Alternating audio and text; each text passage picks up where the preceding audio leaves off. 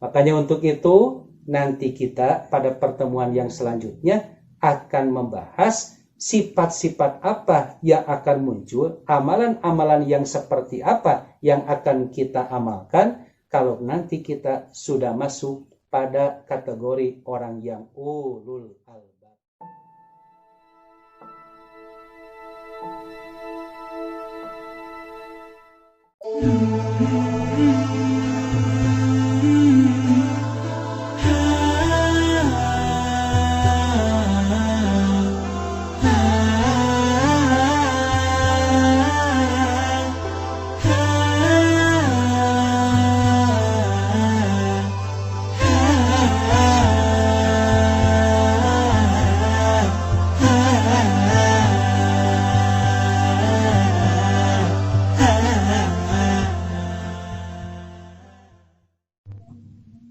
Alhamdulillahilladzi arsala rasulahu bil huda wa dinil haq liyudhhirahu 'ala dini kullihi wa kafa billahi syahida.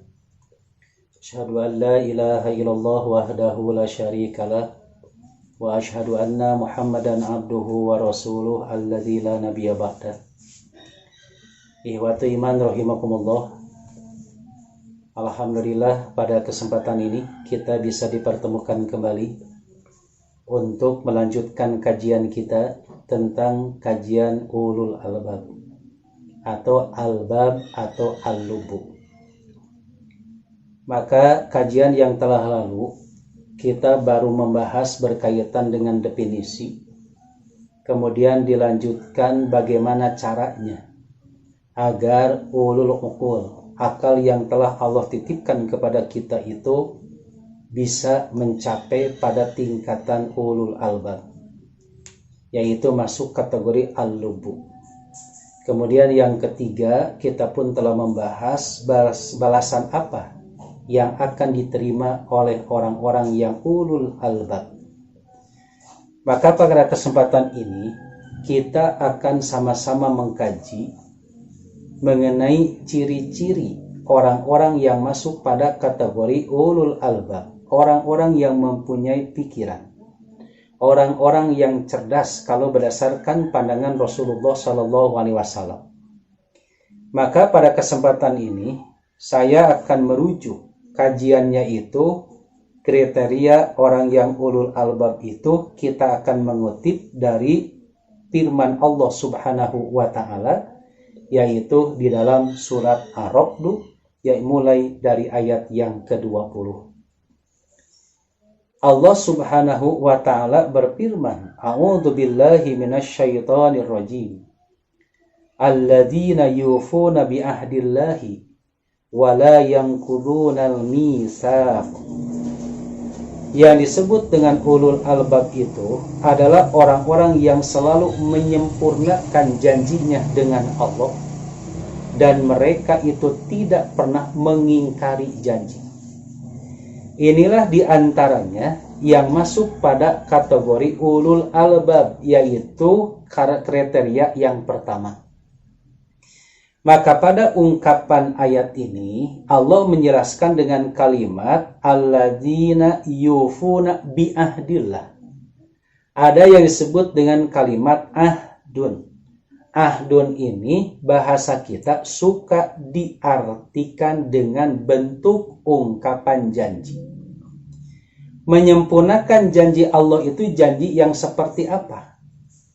Maka Imam Al-Maraghi di dalam kitab tafsirnya beliau menjelaskan bahwa ahdullah itu terdiri dari dua. Yang pertama ada yang disebut dengan ahdun bentuknya fitriyun, dan ada juga yang disebut dengan ungkapan ahdun bentuknya adalah diniyun. Jadi ini mengandung arti orang-orang yang ulul albab itu selamanya dia itu akan menjaga, memelihara janji yang berkaitan dengan fitriyun dan yang berkaitan dengan diniyun.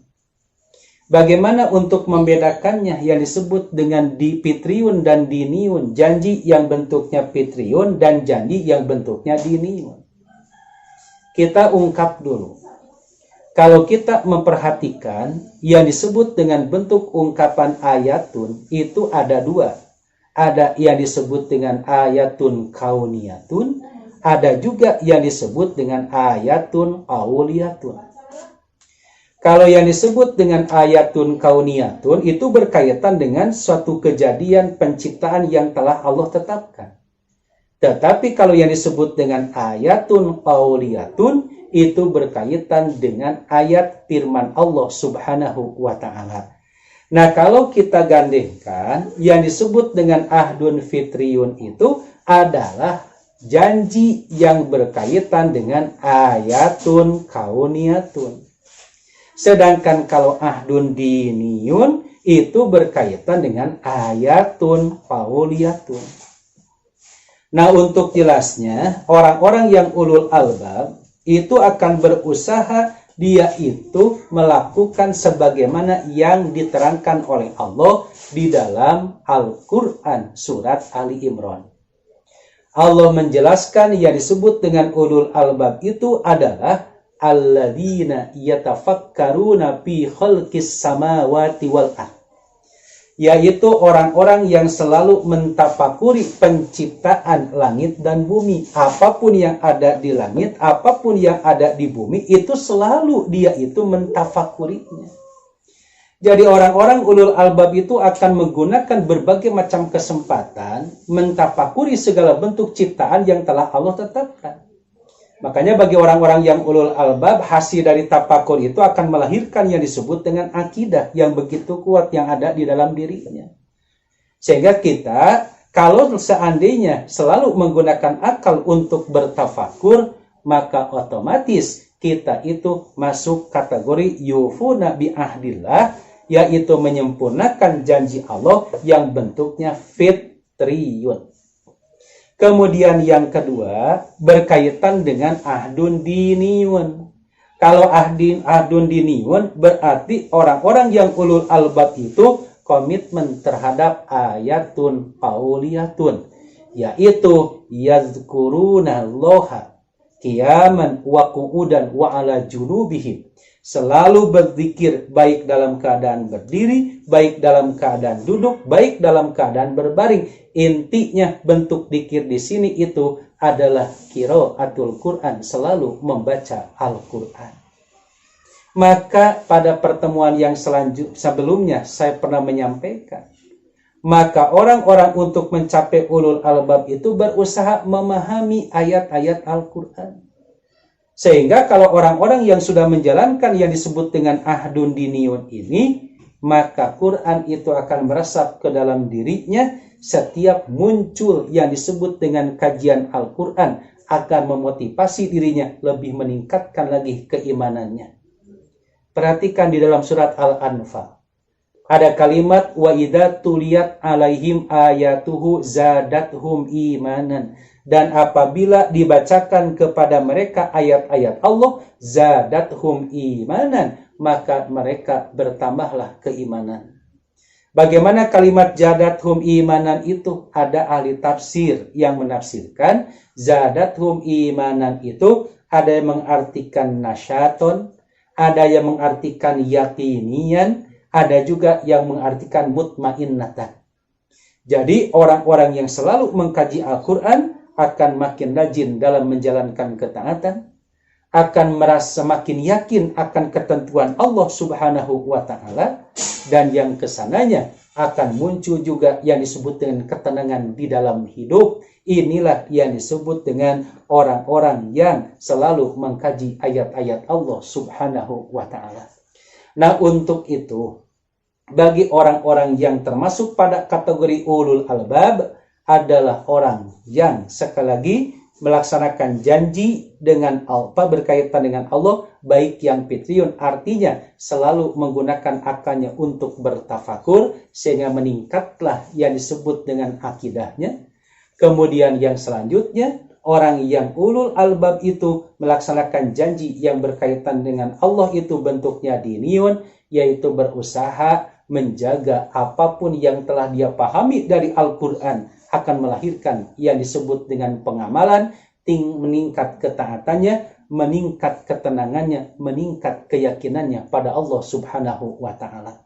Maka orang-orang yang ulul albab ketika karena suka melaksanakan janji dengan Allah, maka dia pun akan selalu melaksanakan janji yang hubungannya dengan sesama manusia. Jadi orang-orang yang ulul albab itu hidupnya dia tidak pernah berkhianat kepada orang lain. Kepada Allah tidak berkhianat, apalagi kepada sesama umat manusia dia pun tidak pernah berkhianat. Lahirlah sifat jujur di dalam dirinya. Artinya orang yang ulul albab adalah orang-orang yang memiliki sifat kebalikan dari sifat kemunafikan. Karena orang-orang munafik itu apabila dia berkata suka bohong. Nah, orang-orang yang ulul albab berkata-katanya selalu jujur. Orang munafik apabila dia itu berjanji suka ingkar. Maka orang-orang yang ulul albab apabila dia berjanji maka akan melaksanakan janjinya. Dan orang-orang munafik apabila diamanati dia itu suka khianat. Orang yang ulul albab diamanati maka dia akan menjaga amanah tersebut. Itulah diantaranya yang pertama, kriteria orang yang disebut dengan ulul albab. Makanya wajar orang yang seperti ini layak menjadi surga Aden, menjadi penghuni surga yang penuh dengan kenikmatan. Untuk itu, sifat ulul albab bukan saja ditanamkan dalam diri kita, mari kita juga mengajarkan ulul albab yang pertama ini melaksanakan janji yang berkaitan dengan Allah kepada turunan-turunan kita semua.